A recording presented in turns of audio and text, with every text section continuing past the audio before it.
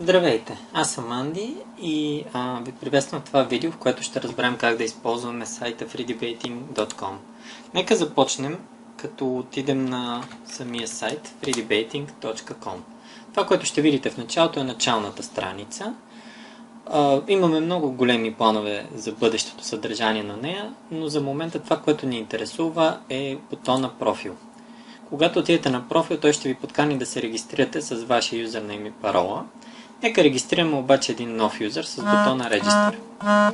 Тук може да видите две форми. Едната е бързата форма, кратката форма за регистрация и пълната форма за регистрация. Това е за ваше удобство. Пълната форма за регистрация ще поиска от вас всякаква информация, но нека за начало просто въведем кратката форма. Нека регистрираме един дебатьор с име тест и фамилно име юзер, имейл адрес t1@com.com и име debater.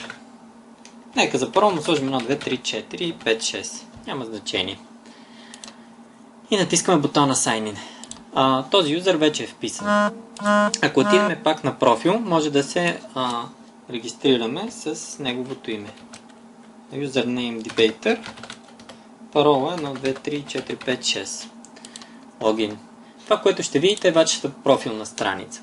Тя е пълна с всякакви функционалности. Нека започнем с визуалната част първо. По дефолт ви е сложена ето тази снимка. Това, което можем да направим, е да сменим снимката или да сложим първоначална. Нека сложим ето тази снимка. Натиска се този бутон, след което се рефрешва с ето този. Рефрешваме. Както виждате, снимката вече е сменена, но това, което ще забележите, е, че тя автоматично размерите се свалят до 220 на 220 пиксела. Ако вие искате по-професионално да си свалите размерите или да изберете коя част от снимката да бъде кропната, може да отидете на ето на този сайт. Можем да сменим снимката, като пак натиснем този бутон, избереме новата снимка и по същия начин натиснем бутона.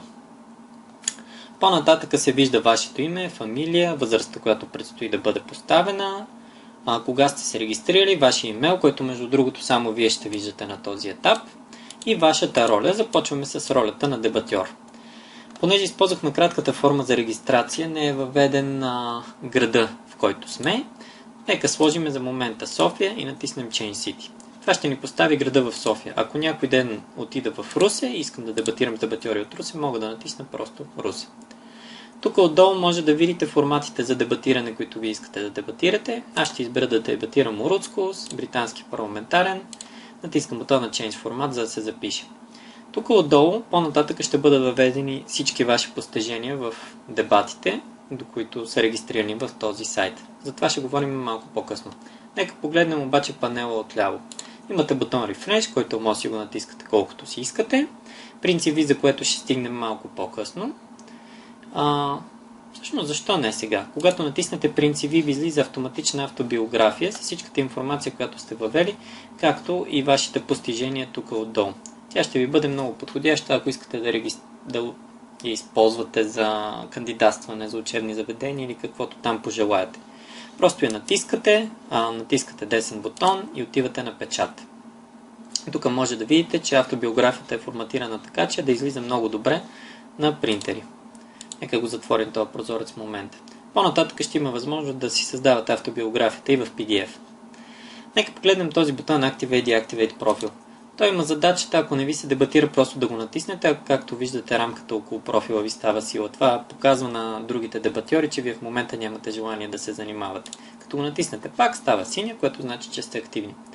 Бутона Update Profile ви дава възможност да си променяте настройките, като първо име, фамилия, имейл и останалите. Бутона Change Password ще смените вашата парола, разбира се, с нова. Delete Profile ще можете да си изтривате сайта. В момента, разбира се, не е активно, защото сайта още е в процес на разработка. По-нататък ще имате възможност да оценявате съдии, както и да пускате апликация за съдия и така нататък. С бутона Logout просто излизате от сайта. Нека погледнем нещо интересно. Може да отидем тук горе в лоби на дебатьори. Тези опции ще бъдат активни по-нататък, но за момента е активна само опцията дебатьори. Като отидем там, виждаме всички дебатьори, които в момента са регистрирани в този уебсайт. Както виждате, в момента сме доста малко, затова се надявам на вашата помощ. Това, което можем да направим тук е да сортираме дебатьорите по град. Както виждате, ние сме единствените от Русе. Както по формат дебатьорски. Ако искам да дебатирам World Schools, мога да видя кои хора са регистрирали, че искат да дебатират World Schools. Кои от тях са активни. В момента и тримата сме активни. По-нататък и по постижение ще има. Това, което можем да направим с тази информация, примерно, нека видим юзера Анди. Цъкаме върху него и отваряме профила на Анди. Както виждате, тук не си личи неговия имейл или нищо такова. Това обаче, което можем да разгледаме, какви формати той иска да дебатира, базова информация за него, както и неговите постижения. Тук е въведено постижение, че той е победил в британски парламентарен дебат в един отбор с Ну и Ники срещу някакви произволни имена на определена дата. Това ще са вашите постижения, които в последствие ще ви запълнят профил. Тези постижения ще може да ги показвате или да ги криете. Това, което обаче мога да направя с Анди, е да му изпратя съобщение с бутона Send Message. Автоматично ми попълва Message from Debater. Нека съобщението беше: хайде да дебатираме. Ето, натискам Send Message, показва ви какво съобщение сте му изпратили. Нека се върнем на профила си и натиснем Logout. Както виждате, ние пак сме тук и пак трябва да се логиннем. Нека погледнем дали съм получил съобщението. gmail.com. Ето, както виждате, имам едно съобщение от Debater с това какво съм получил, както и възможност да видя профила на Debater, след като, разбира се, се регистрирам.